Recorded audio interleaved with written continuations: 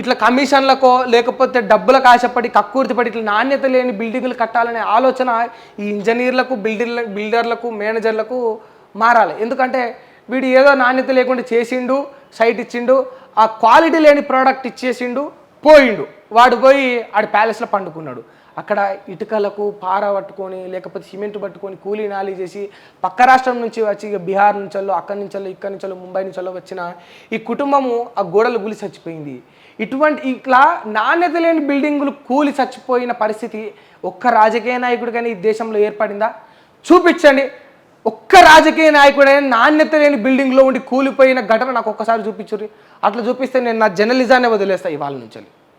నాణ్యత లేని బిల్డింగ్లో ఉండి ఒక రాజకీయ నాయకుడి కుటుంబం, రాజకీయ నాయకుడి 4 ఏళ్ల చిన్నారి చనిపోయిందన్న ఒక వార్త చూపించండి. ఇప్పుడు ఈ పరిస్థితి ఎవరికి వచ్చింది? మృతుల్లో ఒకే కుటుంబానికి చెందిన 3 ఉండడం, అందులో 4 ఏళ్ల చిన్నారి కూడా ఉండడం, కూలీ నాలి చేసుకునే కుటుంబానికి మాత్రం ఇటువంటి పరిస్థితి వస్తుంది. ఆ కుటుంబం పేదరికాన్ని అనుభవిస్తూ మధ్యతరగతి తనంలో కొట్టుమిట్టాడుతూ ఉన్న కుటుంబాలకే ఇట్లా బిల్డింగులు కూలిపోయి చచ్చిపోయే పరిస్థితి వస్తుంది. స్పెండర్ బండి మీద ఒకే కుటుంబానికి చెందిన 4 వ్యక్తులు పోతా టిప్పరొత్తి గుద్ది చచ్చిపోయే పరిస్థితి ఎవరికి వస్తుంది? మధ్యతరగతి కుటుంబానికి వస్తుంది. కాలేజీకో స్కూలుకో ఆటోలో పోతున్న చిన్నారులకు వైజాగ్లో చూసినాం. ఒక లారీ వచ్చి ఆటోను టప్పున గుద్దేయడంతో వాళ్ళు ఉన్న 4 చిన్నారులు చనిపోయినారు. ఇటువంటి పరిస్థితులు ఎవరికి వస్తాయి? బలిసినోడికి ఏముంటుందన్న రాజకీయ నాయకులకి వాళ్ళ బిడ్డలు ఫ్లైట్లో పోతారు ఇట్లా సుయ్యమని.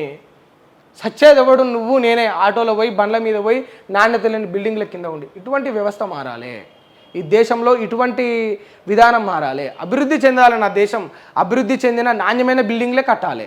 కూలీ కార్మికులు ఇంత గొడ్డు కష్టం చేసే పరిస్థితి ఉండకూడదు. టెక్నాలజీ రావాలి. మనుషులు కాకుండా మిషన్లతో పనిచేసే టెక్నాలజీ తీసుకురండి. లేకపోతే ఈ లంగలు కమిషన్ల కక్కుర్తిపడి ఇట్లా నాణ్యత లేకుండా కడుతురు కదా, అట్లా కట్టకుండా వాళ్ళు స్ట్రిక్ట్గా పనిచేసే పరిస్థితి అయినా తీసుకురండి. ఇప్పుడు కేసు వేసిరు అన్నారు కదా, బిల్డరు, సైట్ ఇంజనీరు, మేనేజరు, కాంట్రాక్టులపై కేసు నమోదు చేసిన పోలీసులు ఆడి ఫోటోలు ఇయ్యారు. ఆ బిల్డరు, మేనేజర్, కాంట్రాక్టుల ఫోటోలు ఇవ్వకపోయారు. వాళ్ళ పేర్లు ఎందుకు ఇయ్యలేదు? నేను అడుగుతా ఉన్నా, ఈ బిల్డర్, సైట్ ఇంజనీరు, మేనేజర్లు, కాంట్రాక్టుల పేర్లు ఎందుకు ఇయ్యలే? వాళ్ళ ఫోటోలు ఎందుకు ఇయ్యలే? అదే ఒక యువకుడు, ఉద్యోగం లేని ఒక యువకుడు బ్రతకలేక, సంపాదన లేక, చెల్లెపెళ్లి చేయలేక, అవ్వకు అయ్యకు ఆరోగ్యం క్షీణించి మందులు కొనలేక వాడు చైన్ స్నాచింగ్కో దొంగతనానికో పాల్పడితే వాడి ఫైల్ ఇంతే వేసి, వాడు బయట మీద పోయేటప్పుడు దొంగతనం చేసే ఫోటో ఈడ వేసి కింద ఫైల్లో దొంగ అని పేరు రాసి వాడి ఇంటి పేరుతో, వాడి ఊరితో, వాడి అవ్వ అయ్యా వాడి వయసుతో సహా వేస్తారు. ఒక సామాన్య యువకుడి పట్ల ఈ వ్యవస్థ ఎట్లా నడుచుకుంటా ఉన్నది? వాడి ఆర్థిక అవసరాలకు అణిచివేయబడ్డప్పుడు వాడు చేసిన తప్పుదాల పట్ల ఈ వ్యవస్థ ఎట్లా నడుచుకుంటా ఉన్నది? కమిషన్లకు డబ్బులకు ఆశపడి ఇట్లా నాణ్యత లేని బిల్డింగ్లను కట్టి మధ్యతరగతి పేద కుటుంబాల ప్రాణాలు తీసుకునే బిల్డర్ల, ఇంజనీర్లు, మేనేజర్లు, కాంట్రాక్టర్ల పట్ల ఈ వ్యవస్థ ఎట్లా నడుచుకుంటా ఉన్నదో ప్రజలందరూ కూడా గమనించాలి. ఇది కేవలం ఒక వార్త కాదు కదా, ఇది రియాలిటీ కదా కాదా? ఒక సామాన్య యువకుడు తప్పు చేస్తే తెలుసో తెలియకనో తప్పు చేసిందా లేదా ఆధారాలు రుజువు కాకముందే వాడిపైన కేసులు పెట్టి ముద్ర వేసి వాడిని రౌడీ అని, దొంగ అని, లంగా అని చూపించే ప్రయత్నం వార్తలు, పత్రికలు, పత్రికేయులు, రాజకీయ నాయకులు, వ్యవస్థ మొత్తం చూపెడతా ఉంటుంది కదా.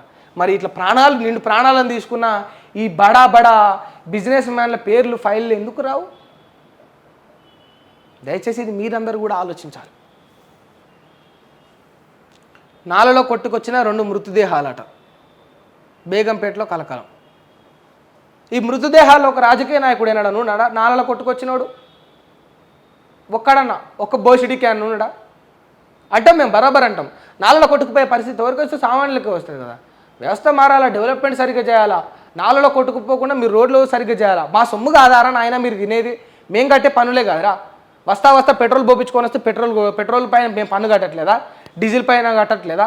అంటే పెట్రోల్ పైన, డీజిల్ పైన పన్నులు ఉండకపోవచ్చు, మీరు ఏదైతే వసూలు చేస్తున్నారో ఆ డబ్బులు అయితే ఉన్నాయి కదా, ఆ ధరలు మీరు పెంచిరు కదా.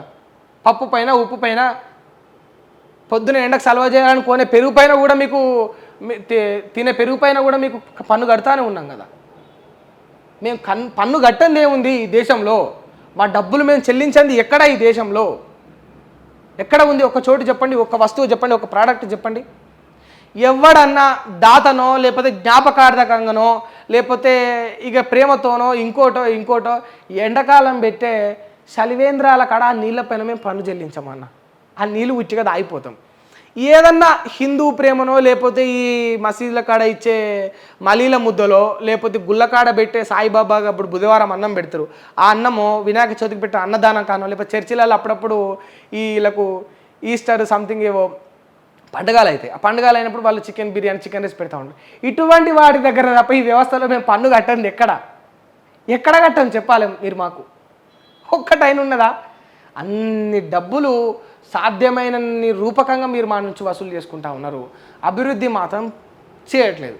అభివృద్ధికి లెక్కలు పెడతా ఉంటారు. 1, 2, 3 regional ring road, building, IT sector, pass, మన్ను, పొట్టు, అశక పొట్టు, ఇవన్నీ ముచ్చట్లు చెప్తా ఉంటారు.